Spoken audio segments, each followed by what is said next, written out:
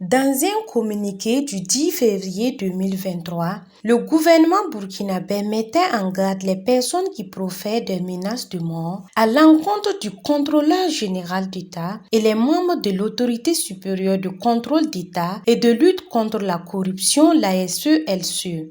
Des menaces qui sont bien réelles selon les organisations de la société civile qui étaient face à la presse ce vendredi. Le 12 janvier 2023, le contrôleur général d'État informait l'opinion avoir reçu une alerte indiquant d'éventuelles initiatives isolées visant à nuire à son personnel. De nos démarches auprès du contrôleur général d'État, il ressort clairement que ces menaces sont réelles et constituent une grande préoccupation pour l'équipe de l'ASE-LC.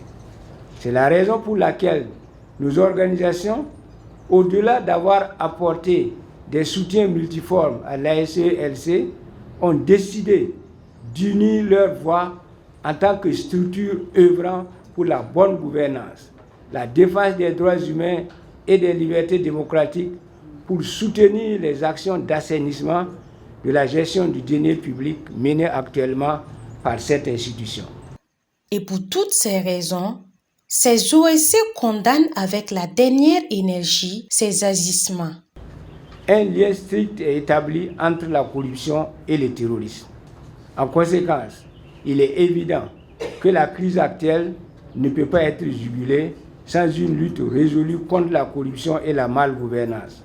C'est pourquoi, engagés en faveur de la démocratie et de la bonne gouvernance, nos organisations ici présentes condamnent fermement les menaces voilées ou ouvertes contre l'équipe de l'ASE-LC.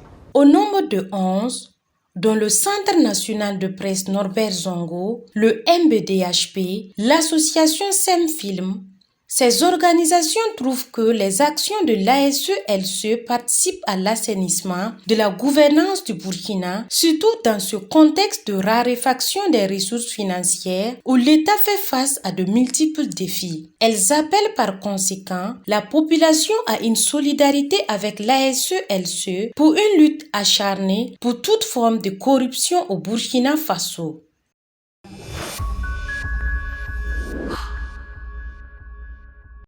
Droit Libre TV, la web télé 100% droits humains, 100% liberté d'expression.